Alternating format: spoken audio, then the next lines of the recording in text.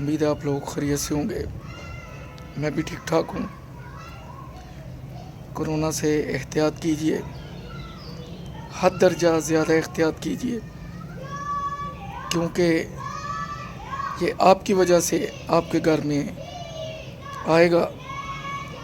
लिहाजा SOPs पर अमल दरामद करें, घर में अवेयरनेस बच्चों को, बड़ों को, सबको दें ताकि महफूज रहा जा सके।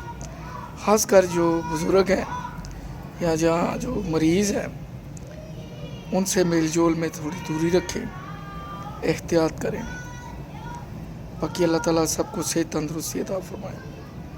इस एपिसोड में सरकारी स्कूलों की बात होगी, उनकी हालत ज़ार। जहाँ तक मुझे मालूम है, पहले भी एक एपिसोड में ज़िक्र कर चुका हूँ कि पिछले मेरा ख़्याल है कोई 20, 25, 30 साल से सियालकोट में गवर्नमेंट सेक्टर में कोई सिटी में तो मुझे कोई ऐसा स्कूल नज़र नहीं आता, हाई स्कूल हो, प्राइमरी हो या कोई कॉलेज हो। तो मेरी राय और मैंने जो इसका सलूशन सोचा है, मुल्क भर में अगर मुअज़्ज़ज़ अरकान असम्बली, सूबाई असम्बली, सेनेट सब कानून साजी करें कि हर सरकारी मुलाज़िम का बच्चा, हाँ वो मरकज़ी है या सूबाई है, किसी भी महकमे में काम कर रहा है, वो गवर्नमेंट स्कूल में तालीम हासिल करेगा। हाँ वो प्राइमरी है, हाँ वो हाई है या कॉलेज की है। जो नया भर्ती किया जाए स्टाफ, उससे एक बॉन्ड लिया जाए कि अपने बच्चों को वो सरकारी अदारों से तालीम दिलवाएगा, प्राइवेट सेक्टर में अपने बच्चों को तालीम नहीं दिलवाएगा। और बाकी भी जितने मुअज़्ज़ज़ चीफ जस्टिस साहबान से लेके नीचे जज हजरात, जितने भी सरकारी मुलाज़िम हैं, हेल्थ में है, एजुकेशन में है, जस्टिस में है, कहीं भी हैं, उन पे ये शर्त लगा दी जाए कि कोई भी सरकारी मुलाज़िम अपने बच्चे को प्राइवेट स्कूल में तालीम नहीं दिलवाएगा।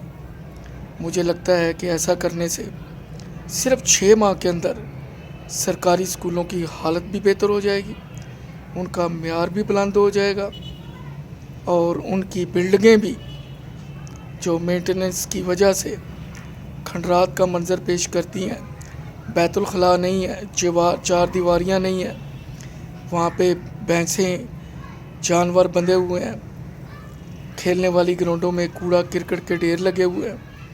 ये सब मामलात मेरा ख्याल है ज़्यादा से ज़्यादा 6 माह में हल हो जाएंगे। और उसके बाद ये भी होना चाहिए कि चारों सूबों में यकसा निज़ाम तालीम हो और जो स्टाफ का सैलरी स्ट्रक्चर हो वो भी सेम होना चाहिए। बल्कि हर शोबे में, हाँ वो मेडिकल का है, हाँ एजुकेशन का है, हर शोबे में जो स्लैब है उसमें यूनिटी होनी चाहिए, एक ही होना चाहिए। ऐसे ही गंदम का रेट ख़रीदारी का एक ही होना चाहिए, आटे का, चीनी का, घी का, सब का रेट एक ही होना चाहिए। उससे जो फ़ायदा उठाने वाले लोग हैं वो नकलो हमल से बाज आ जाएंगे।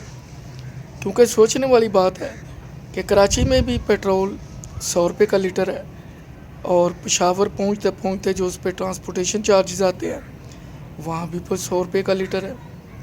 तो अगर ऐसा मुमकिन है कि पूरे मुल्क में पेट्रोल के लीटर की कीमत एक जैसी है, तो क्यों ना चीनी की कीमत, आटे की कीमत, घी की कीमत और सरकारी मुलाजमिन की तनख्वाहें भी यकसा हों।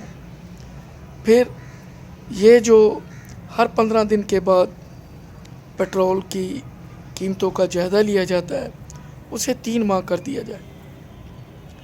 क्योंकि बिजली और पेट्रोल 2 ऐसी चीज़ें हैं जिनकी कीमत बढ़ने से अशाए खुर्दनी की कीमतें बढ़ जाती हैं, क्योंकि उसमें प्रोडक्शन यूनिट और ट्रांसपोर्टेशन दोनों बड़े इम्पॉर्टेंट हैं। اس لیے ایک اور گورنمنٹ کام کرے، بلکہ سرکاری ملازموں کو یہ تجویز پیش کرنی چاہیے کہ 3 ماہ بعد یا 3 ماہ کے اندر ادارہ شماریات جو مہنگائی کا گراف پیش کرے کہ ملک میں اتنے فیصد مہنگائی ہوئی ہے، اس حساب سے سرکاری ملازم کی تنخواہ 3 مہینے کی جتنا بھی ایریئر بنتا ہے وہ اس کو پے کیا جائے۔ ایسا کرنے سے میرا خیال ہے کچھ ادارے مصنوعی قیمتیں بڑھانے سے باز آ جائیں گے، کیونکہ انہیں پتہ ہے کہ الٹیمیٹلی ہم نے اپنی پاکٹ سے پے کرنا ہے۔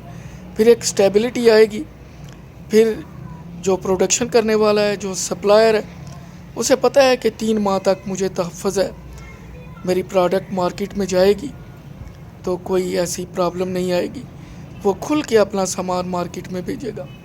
بلکہ میں تو کہتا ہوں 3 نہیں 6 مہینے کرنے چاہیے، اور 6 مہینے میں مہنگائی کا جتنا گراف ہو اس حساب سے جتنے بھی سرکاری ملازم ہیں اور مختلف پبلک سیکٹر میں، فیکٹریز میں، جہاں کہیں بھی ملازم کام کرتے ہیں، ایک قانون نافذ کیا جائے کہ 6 ماہ میں جتنی مہنگائی بڑھی ہے اس کا ایریئر ان مزدوروں کو، ان لیبرر کو، ان سرکاری ملازموں کو دیا جائے۔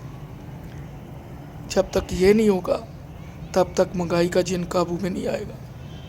پھر ایک بڑی امپورٹنٹ چیز ہے کہ بجائے اس کے کہ آپ ریٹ لسٹ پہ، چھاپوں پہ زور دیں، جتنے آپ محکمے زیادہ بنائیں گے، چیکنگ والے چھاپے زیادہ بنائیں، زیادہ ان کو ایکٹیو کریں گے، یہ چیزیں مارکیٹ سے غائب ہونا شروع ہو جائیں گی۔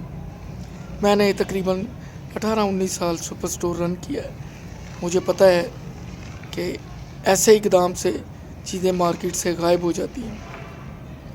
تو بہتر ہے کہ لوگوں کو اویئرنیس دی جائے کہ جی آپ ایک ہفتہ مرغی کے گوشت سے دور رہیں، بیف سے، مٹن سے دور رہیں، ایک ہفتہ آپ پھلوں سبزیوں کا بائیکاٹ کریں، دالوں کی طرف آئیں، ایک ہفتہ آپ دالیں استعمال کریں اور پھلوں سبزیوں کا بائیکاٹ کریں۔